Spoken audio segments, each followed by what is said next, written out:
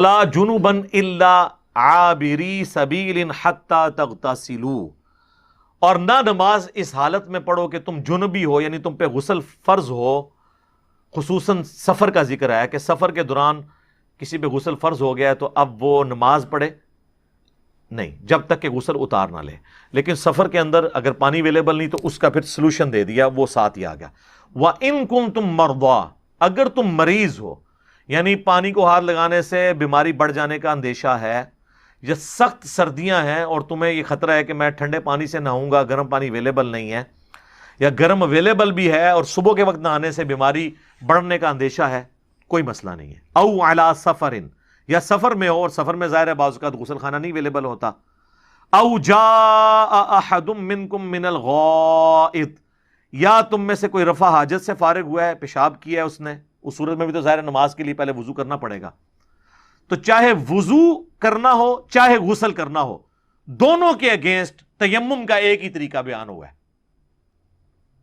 یہ نہیں ہے کہ غسل کے اگینسٹ جو تیمم کرنا ہے تو اس میں پورے جسم پہ ہاتھ پھیرنا ہے، نہیں، ایک ہی تیمم سے وضو غسل دونوں ہو جائیں گے۔ او لامستم النساء، یا تم نے اپنی بیویوں کو یعنی ان کے ساتھ تعلق قائم کیا ہے، چھوا ہے، یہاں چھونے سے مراد ظاہر ہے ان کا ازدواجی تعلق، خالی چھونے سے تو نہیں ہوتا۔ تو اس صورت میں بھی اس سے یہ بھی پتہ چلا کہ اگر پانی ٹھنڈا ہے تو کوئی عورت اپنے خاوند کو انکار نہیں کر سکتی کہ مجھ سے نہایا نہیں جاتا۔ اللہ نے قرآن میں کہہ دیا کہ اگر کوئی اس طرح کا خدشہ ہے تو وہ عورت پھر تیمم کر لے، ٹھیک ہے، خاوند بے شک غسل اتار لے، یا اگر خاوند بیمار ہے وہ تیمم کر لے، وائف غسل اتار لے، یا پانی اتنا ہی ہے کہ دونوں میں سے ایک کر سکتا ہے تو ایک کر لے، دوسرا تیمم کر لے، یا دونوں تیمم کر لیں اگر مرض بڑھنے کا اندیشہ ہے، اور خصوصاً سفر میں۔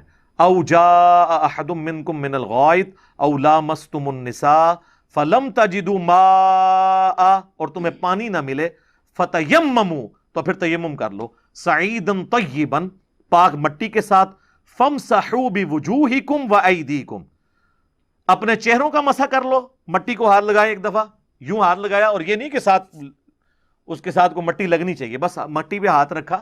سفر میں ہے تو ایک مٹی کا ڈھیلا اپنے پاس ایک شاپنگ بیگ میں رکھ لیں چھوٹا سا، اس کے ساتھ یوں ہاتھ رکھیں اور پھر ہاتھ کو یوں جھاڑ لیں، یہ نہیں کہ وہ لگنی چاہیے، بس اس کو صرف چھونے سے ہی ہو جائے گا، تو یوں کر کے چہرے پہ کر لیں، اور اس کے بعد دوسری بار لگا کے یوں ہاتھوں کو کر لیں۔ یہ طریقہ قرآن میں چونکہ صرف ہاتھوں کا ذکر آیا ہے، اور یہاں پہ آپ دیکھیں وضو کا طریقہ سورہ مائدہ میں آئے گا، وہاں آئے گا کہ ہاتھ کونیوں تک دھونے ہیں، یہاں کونیوں کا ذکر نہیں ہے۔ بعض احادیث میں کونیوں کا بھی ذکر ہے، یہ دونوں طریقے درست ہیں، یوں بھی کر لیا کافی ہے، کونیوں تک کیا تب بھی درست ہے۔ ان اللہ کان عفوا غفورا، بے شک اللہ تعالیٰ معاف فرمانے والا، بخشنے والا ہے، ڈھیل دینے والا ہے، اس نے اس معاملے میں بھی تمہیں آسانی دی ہے۔ تو تیمم کرنے کا طریقہ کیا ہوگا؟ مٹی پہ لگایا چہرے پہ، اور پھر دوسری دفعہ مٹی پہ لگایا اور یوں ہاتھ پہ، ٹھیک ہے، یا اگر پورا کرنا ہے تو یہ پورے ہاتھ کونیوں تک، تو آپ کا غسل بھی اتر گیا اور وضو بھی ہو گیا۔ اور اب رہ گئے کپڑے، تو ظاہر ہے پھر کپڑے تو آپ وہ چینج کریں، باقی جسم پہ جو لگا ہے تو ظاہر ہے وہ آپ دور نہیں کر سکتے، اسی حالت میں آپ نماز پڑھ لیں، آپ کی نماز درست ہو جائے گی۔ بعض اوقات فجر کے لیے آپ اٹھیں، غسل کرنا تھا، 5 منٹ رہ گئے سورج نکلنے میں، تو ظاہر ہے غسل کریں گے تو ٹائم زیادہ لگے گا، آپ تیمم کر کے فوراً نماز پڑھ لیں، اور اس نماز کو دوبارہ لوٹانے کی بھی ضرورت نہیں پڑے گی، ٹھیک ہے۔